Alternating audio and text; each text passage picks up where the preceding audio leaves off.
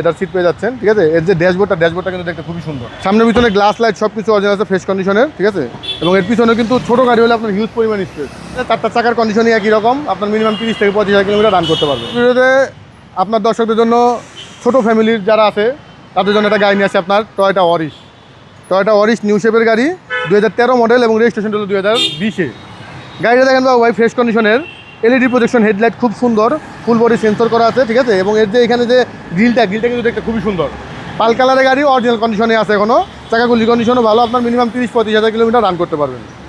25 স্টার্টের গাড়িটা মাত্র 37,000 মাইলেজ চলা, ভিতরে আপনার লেদার সিট পেয়ে যাচ্ছেন, ঠিক আছে। এর যে ড্যাশবোর্ডটা কিন্তু দেখতে খুবই সুন্দর, অনেক সুন্দর, কন্ট্রোলার বক্স সহ, ঠিক আছে, খুবই সুন্দর দেখতে।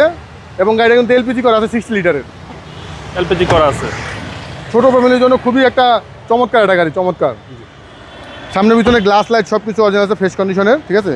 এবং এর পিছনে কিন্তু ছোট গাড়ি হলে আপনার হিউজ পরিমাণ হিউজ পরিমাণের। এবং এর যে আপনার এলপিজিটা হলো নিচে করা হয়েছে 60 লিটারের বড় একটা সিলিন্ডার, ঠিক আছে। হ্যাঁ, আপনার জায়গা নষ্ট হয় না, এখানে এখন একটা স্পেয়ার টায়ার রেখে আপনি যে কোনো কিছু রাখতে পারবেন, লাগেজটাকে মালামাল করতে। বাম পাশের বডিটাও ফ্রেশ আছে, চারটা চাকার কন্ডিশনই একই রকম, আপনার মিনিমাম 30 থেকে 35,000 কিলোমিটার রান করতে পারবেন। কোথাও কোনো স্কেচও বড় কোনো হিটিং ইস্যু নাই। এর যে আপনার এই যে ফেব্রিক্সগুলি খুবই সুন্দর, ঠিক আছে, একবারে মোলায়েম, নিট অ্যান্ড ক্লিন, কোথাও কোনো ঘষা মাথা নাই, একদম ফ্রেশ কন্ডিশন, একবারে ফ্রেশ কন্ডিশনে। টয়োটা অরিশ 2013 মডেল, 2020-এর রেজিস্ট্রেশন।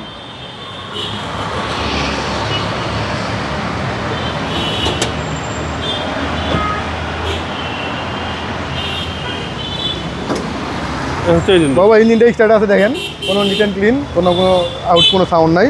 এবং চেজিস মার্সেলগুলি দেখেন একবার ফ্রেশ কন্ডিশন, লাইটে এখনো খোলা কাটা হয় নাই, কোনো দুটি খোলা কাটা হয় নাই, যা কিছু আছে একবার ফ্রেশ কন্ডিশন। হ্যাঁ, টয়োটা অরিশ 2013 মডেল, 2020-এর রেজিস্ট্রেশন, নিউ শেপের গাড়িটা, নন হাইব্রিড, এলপিজি করা। এই গাড়িটার প্রাইসটা পড়বে আপনার হলো 18 লক্ষ টাকা আস্কিং প্রাইস, আসলে সামান্য একটু কম বেশি করা যাবে। আপনার শোরুমের অ্যাড্রেস? আমার শোরুমের অ্যাড্রেস হলো car collection automobiles, 2/B Manipuri পাড়া, সংসদ এভিনিউ, সংসদ ভবনের পূর্ব পাশে, মণিপুরি পাড়া 5 নম্বর গেট এবং প্রাক্টাউন রেস্টুরেন্টের মাঝামাঝি জায়গায় কার কালেকশন অটোমোবাইলস। আসসালামু আলাইকুম। ওয়ালাইকুম আসসালাম বাবু ভাই, ভালো থাকবেন আপনি।